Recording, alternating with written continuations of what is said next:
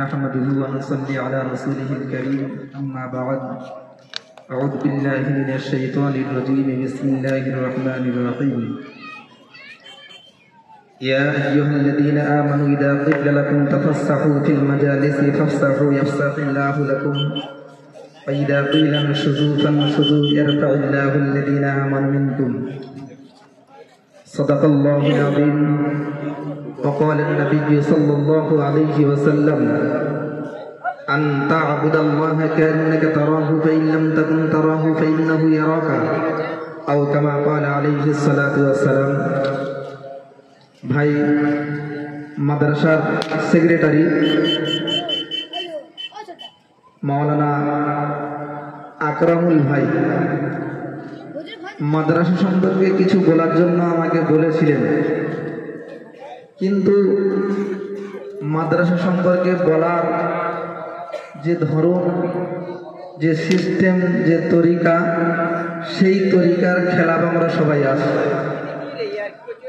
আমরা যারা রাস্তার উপরে দাঁড়িয়ে আছি বা দোকানের দিকে গিয়ে আছি, আমরা অনেকে সবাই মুসলিম ঘরের বাচ্চা, মুসলমান ঘরের ছেলে।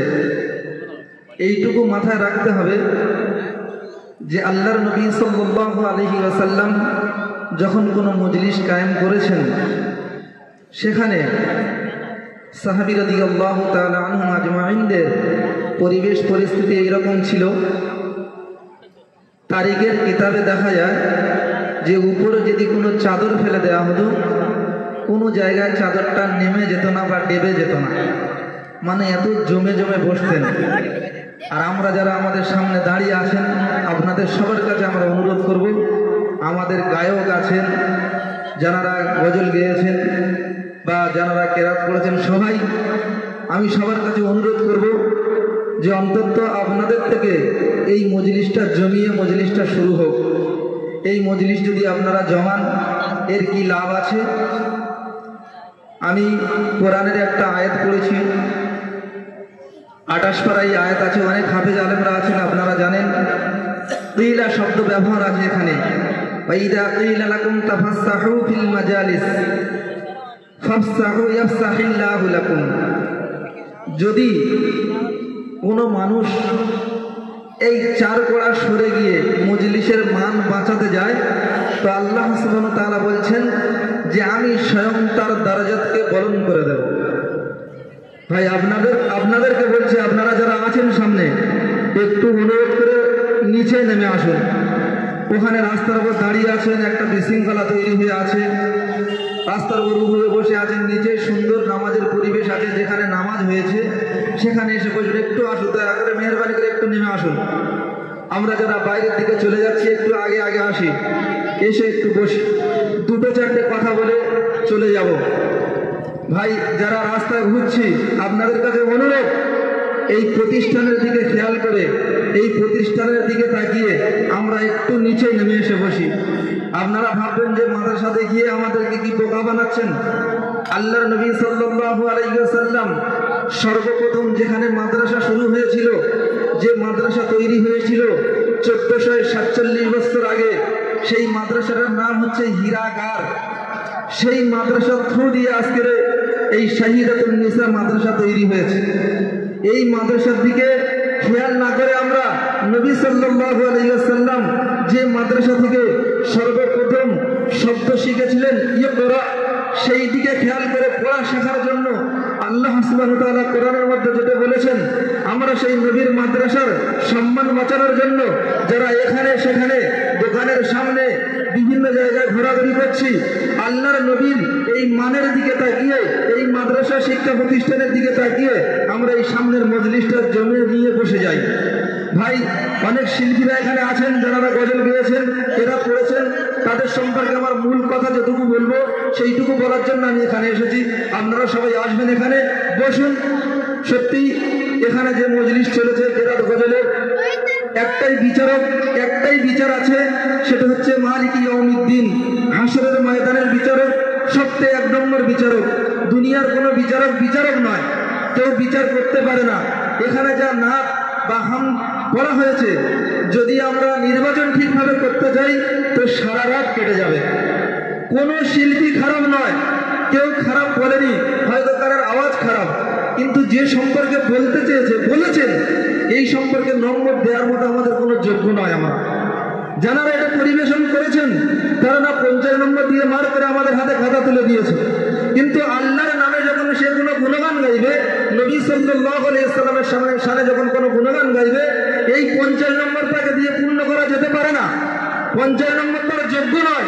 পৃথিবীর 1 থেকে নিয়ে যত পর্যন্ত গুণা যেতে পারে তত নাম্বার দিলেও গুণাতে কোনো শান্তি পাওয়া যায় না। এইরকম গুণগানের কথা এখানে হয়েছে।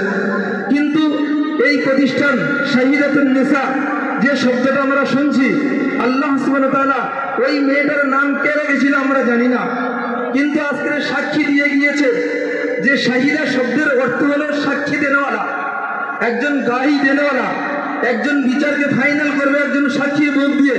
তো শাহিদাতুন নিসা শব্দের অর্থ হচ্ছে মেয়েদের সাক্ষী দেনেওয়ালা।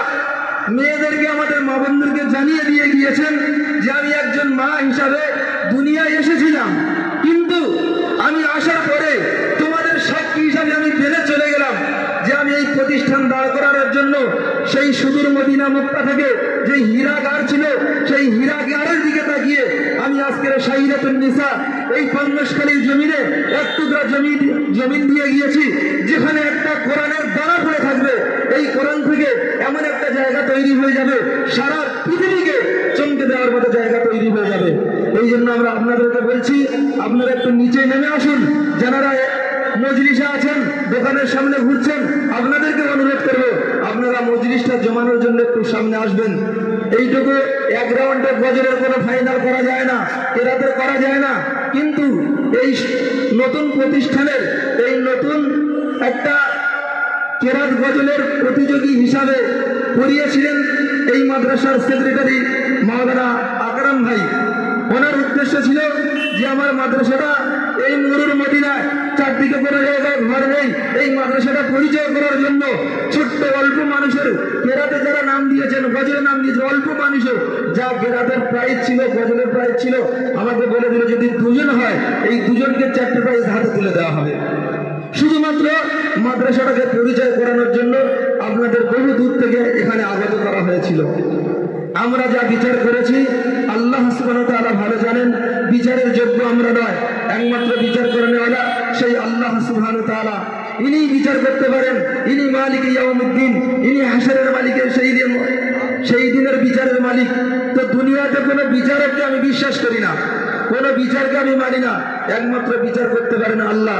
তো দুনিয়ার সামাজিক চলার জন্য কোরআনের প্রতিযোগী হিসাবে, রসুলের প্রেমিক হিসাবে এই আয়োজন করা হয়েছিল। আমরা বুঝতে পেরেছি কেউ সেই ফুরফুরা থেকে, কেউ উত্তর 24 পরগনা থেকে, কেউ বিভিন্ন জায়গা থেকে, পশ্চিমবাংলার বিভিন্ন জায়গাতে এসেছেন নবীর প্রেমে, কোরআনের মায়ায়। কেউ কেরাত করেছেন, কেউ গজল করেছেন। আমি একটাই কথা বলছি, কারের নম্বর দেওয়ার মতো যোগ্য আমাদের ছিল না, 50 নম্বর কাউকে দেওয়ার মতো ছিল না। এই জন্য করে আপনারা সবাই জানবেন যে আমরা এখানে এসেছি, আল্লাহর লাখ লাখ শুকরিয়া যে আমরা কোরআন তেলাওয়াত করতে পেরেছি। একটা শব্দ যদি কেউ কোরআনের পড়ে, তো আল্লাহ সুবহানাহু ওয়া তাআলা নবী মারফতে জানিয়ে দিয়েছেন যে একটা অক্ষর পড়বে তার 10টা আমার নামায় নেকি লেখা হবে, আর যদি সে ওযু অবস্থায় তেলাওয়াত করে তার 30টা নেকি। আজকের এই স্টেজে যারা কেরাত পড়ে গিয়েছেন, যদি সে প্রাইজের অধিকার হয়ে থাকতো বা আমাদের প্রাইজের কম থাকার জন্য যদি না সে পেয়ে থাকে, তার দিল থেকে সে তাসাল্লি মেনে নেবে যে আমি যে কটা অক্ষরে তেলাওয়াত করেছি এই পরিমাণ 30টা করে নেকি আমি পেয়ে গিয়েছি। আমার হাসরের ময়দানের খাতাটা লম্বা চওড়া হয়ে দাঁড়িয়েছে, আমি সেখান থেকে বুঝে নেব আমার হাসরের ময়দানে একদিন এই কোরআন আমাকে সাক্ষী হয়ে দাঁড়াবে, কোরআন আমার গাওয়ায় হয়ে দাঁড়াবে, কোরআন আমার জন্য সুপারিশ করবে। এই মনে করে আমরা এটাকে মেনে নেব। আর এই মাদ্রাসা, এই প্রতিষ্ঠান, আমি একটু বলি প্রতিষ্ঠান সম্পর্কে।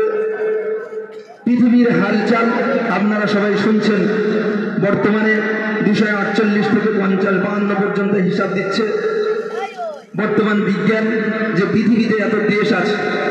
248টা, কেউ বলছে 52টা দেশ আছে। এই 248 বা 52টা দেশের মধ্যে পারফেক্ট মুসলিম দেশ 58টা আছে। বাকি কেউ যদি বলে হিন্দু, খ্রিস্টান, জৈন, বৌদ্ধ, এইরকম পারফেক্ট ভাবে মুসলিম দেশের মতো এত ক্লিয়ার এক জাতির দেশ আর কেউ নেই। যা দেশ আছে সবকিছু ভাজাল আছে। তিনটে চারটে জাতিকে একত্রিত করে গড়ে তাদেরকে হিন্দু হিসাবে ধরে নেওয়া হয়েছে। আমি কোনো হিন্দু ভাইকে ছোট করার জন্য বলছি না। আমরা মুসলমান দেশে জন্ম নিতে পারিনি। এতে আমরা যদি মুসলমান দেশে জন্ম নিতাম তার থেকে গর্ব বেশি এই দেশে জন্ম নিয়ে, যেটি গণতান্ত্রিক দেশ। হিন্দু মুসলিম খ্রিস্টান জৈন সবাই কাঁধে কাঁধ মিলিয়ে এক দোকানে এক কাপে চা খেয়ে গোলা মিলিয়ে চলতে পারি। এই যে আমরা মানবতা মানসিকতা ব্যবহার করে চলতে পারছি, এর জন্য আমরা গর্ব। যেমন একটা দেশে আমরা বাস করি, হিন্দুর কাঁধে কাঁধ মিলিয়ে চলি, মুসলিমের কাঁধে কাঁধ মিলিয়ে চলি। নবী সাল্লাল্লাহু আলাইহি ওয়াসাল্লাম চলেছিলেন, নবী সাল্লাল্লাহু আলাইহি ওয়াসাল্লাম চলেছিলেন, দিন নিয়ে চলেছিলেন, কাফের বেঈমান মুশরিকদের সঙ্গে চলেছিলেন। কোরআনের আয়াত আছে নবী সাল্লাল্লাহু আলাইহি ওয়াসাল্লাম সবার সঙ্গে চলেছে, কিন্তু দিনের সঙ্গে কোনো শেয়ার কাউকে করেননি। কোরআনে আছে লাকুম দীনুকুম ওয়ালিয়া দিন। আমরা যেমন দিনকে দিন বলি, গায়ের দিনকে কোরআন বলছে দিন। তো দিন হলো লাকুম দীনুকুম ওয়ালিয়া দিন। নবী সাল্লাল্লাহু আলাইহি ওয়াসাল্লাম বলেছিলেন যে আমার দিন আমার কাছে, তোমাদের দিন তোমার কাছে, তোমার সঙ্গে কাঁধ মিলিয়ে আমি আছি। কিন্তু দিনের সঙ্গে কোনো কম্প্রোমাইজ ছিল না। আজকের ভারতবর্ষের পরিবেশ পরিস্থিতি, আমরা তো টুপি পরে মুখে দাড়ি রেখে গায়ে পাঞ্জাবি পরে চলি। সবাই মানুষ ভাবে যেরা হচ্ছে বোকা, এদের মতো বোকা আর পৃথিবীতে কেউ নেই। বর্তমান পৃথিবীর হাল কোন জায়গায় গিয়ে পৌঁছেছেন আপনারা জানেন। এই যে আমরা শাহিদাতুন নিসা একটা মাদ্রাসা নিয়ে যেটি আমরা দাঁড়িয়ে আছি, যে মাদ্রাসার উদ্দেশ্য নিয়ে আমরা এখানে দাঁড়িয়েছি, এই মাদ্রাসা হয়েছে একটা কারণে। এই মাদ্রাসাটাকে এই জায়গাটাকে মাদ্রাসাওয়ালার নামে লিখতে হয়েছে। যে শব্দটার নাম হলো ওয়াকাফ। ওয়াকাফ শব্দের অর্থ হলো জনসাধারণকে ব্যবহার করার জন্য। এই মাদ্রাসাটা ওয়াকাফ সম্পত্তি, মসজিদ আছে ওপারে ওয়াকাফ সম্পত্তি।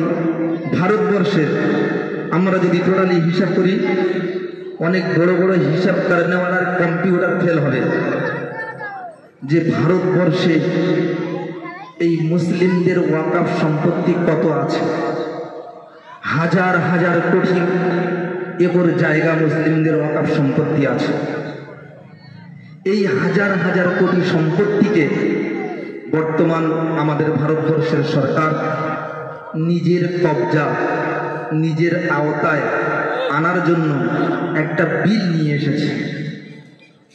আমরা হয়তো ঠিক এর গুরুত্বটা দিতে পারিনি যে এই বিলকে রোখার জন্য, প্রতিরোধ করার জন্য মুসলমানদেরকে কতটা আগিয়ে যেতে হবে, এটা আমরা বুঝতে পারিনি। কেন? আমি আজকের একজন সাধারণ মানুষ এখানে দাঁড়িয়ে আছি। আমার মায়ের যদি ইন্তেকাল হয়ে যায়, তো আমার মা, আমার গর্ভধারিণী মা 10 মাস 10 দিন আমার গর্ভে রেখেছিল। ছোট থেকে 2 বছর বয়স পর্যন্ত দুধ পান করিয়েছিলেন। তারপরে 6টা বছর আমার কোলে পিঠে কোঁচড়ে নিয়ে ঘুরেছিল। এই মায়ায় আমার দিলের তামান্না হবে যে এই এলাকার একজন বিজ্ঞ, যোগ্য, ভালো আলেমকে দিয়ে আমার মায়ের জানাজাটা পড়াবো। কিন্তু বর্তমান সরকার যে সিস্টেমে আসছে, যেখানে দাফন করা হয় ওটাকে আমরা বলি কবরস্থান বা গোরস্থান। এই জায়গাটাও হলো ওয়াকফ সম্পত্তি। এই জায়গা তখন আমার মায়ের দাফন হওয়ার আগে এমএলএ আসবে, এমপি আসবে, প্রধান আসবে, হয়তো এও সিদ্ধান্ত হয়ে যাবে যে মায়ের জানাজা পড়ানোর জন্য হয়তো এমএলএ নির্বাচন হয়ে যেতে পারে। এই দিকে তাকিয়ে আমি বলছি, এই প্রতিষ্ঠান যদি আমরা না খেয়াল করি, একটা প্রতিষ্ঠান থেকে যদি একটা ভালো বাচ্চা তৈরি হয়ে আসে, আল্লাহ সুবহানাহু ওয়া তাআলা নবী মারফতে আমাদেরকে জানিয়েছেন, লা তাকুমুস সাআ হাত্তা ইল্লা ফিল আরদি আল্লাহ আল্লাহ। কতদিন পর্যন্ত এই কিয়ামতের কোনো নমুনা আমাদের সামনে এসে টাচ করবে না যতদিন এই জমিনের বুকে আসমানের নিচে একজন আল্লাহ বলনেওয়ালা থাকবে। তো যদি এই শাহিদাতুন নিসা থেকে একজন ভালো বাচ্চা তৈরি হয়ে যায়, এই বাচ্চার প্রভাবে এই পৃথিবীর নিজামকে টিকিয়ে রাখার জন্য আমি পাঙ্গাসখালী এই এলাকার প্রত্যেকটা মা বোন এবং বাপ দাদা ভাই সবার কাছে অনুরোধ করব যে আপনার বাড়ির থেকে এই প্রতিষ্ঠানের দিকে বেশি খেয়াল রাখতে হবে, তারপরে এই প্রতিষ্ঠান দাঁড়াবে। কেন? যদি এই প্রতিষ্ঠান থেকে একটা হাফিজ সাহেব বার হয়, আল্লাহর নবী সাল্লাল্লাহু আলাইহি ওয়াসাল্লাম বলেছেন, ইন্না ফিল জান্নাতি লানাহরান, যদি কোনো হাফিজ হয়ে যায় এখান থেকে বার হয়, তার জন্য একটা জায়গা তৈরি হবে। সেই জায়গাটা আরবি শব্দ দিয়ে বলছে ইন্না ফিল জান্নাতি লানাহরান ইকালু লাহু রাইহান, সেই জান্নাতের জায়গাটার নাম হবে রাইহান। তো রাইহান শব্দের অর্থ হলো সেন্ট, সেন্টের জায়গা। একটা নহরের উপরে একটা জায়গা তৈরি হবে, ইকালু লাহু রাইহান লাহু ৭০,০০০ বাবান, এই ঘরটার দরজা হবে ৭০,০০০, আলা কুল্লি বাবিন ৭০,০০০ মালাইকাতান, আর প্রত্যেকটা দরজার সামনে ৭০,০০০ করে